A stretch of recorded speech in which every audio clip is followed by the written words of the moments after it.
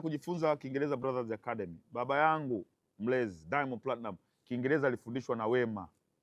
Fikiria, sio kama unanielewa vizuri. Kwa hiyo mimi naenda kupitia huku, lakini pia wapo wasanii wengi ambao wamekosa elimu, wameishia wengine la 7, wengine wamefeli form 2, wengi form 2 na wengine wameishia form 4.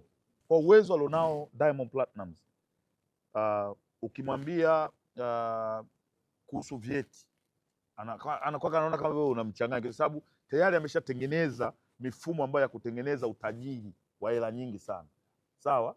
Lakini sasa sisi kuna kaneno kanakuwa kanatucheka sana, hajasoma huyo. Yani kwa namna moja au nyingine unakuwa na hata kusoma elimu ndio, lakini kuna muda kana sina. Sasa baada ya miaka 4 mitatu nitakuwa na diploma. Nataka diploma kwanza nimfikie ule kichwa mviringo.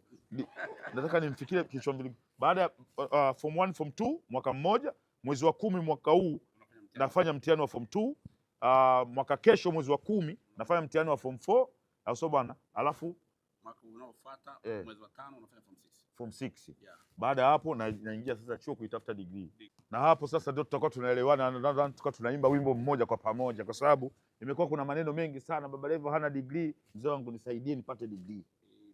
Naomba unisaidie nipate degree. Kichwa ninacho, uwezo wa kusoma ninao, wananchi wa Kigoma mjini wananikubali. Hivi Baba Levo unasoma nini? Hapana wananchi wangu, najua huko mbele mtataka Baba Levo agombee, alafu atawekewa kakitu ambako kamekaa kisheria, mtakwama, mwezi kumpata Baba Levo. Kwa huo ni mtego. Kukubali kama Baba Levo asisome akapata vyeti, huo ni mtego. Sio kama unaelewa. Nakumbuka mzee wangu wakati nafanya kazi kwa mzee wangu Diamond Platinum, ambaye ndo ananilipia ada kwenu. Yeye ndo anayelipa, na amesema Baba Levo usitoe shilingi 10, nalipa kila kitu.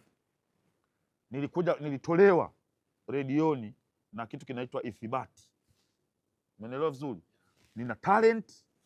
Diamond Platinum anajua kabisa Baba Levo anaingiza pesa ambayo inaweza kulipa wafanyakazi wengine wa Wasafi zaidi ya 27.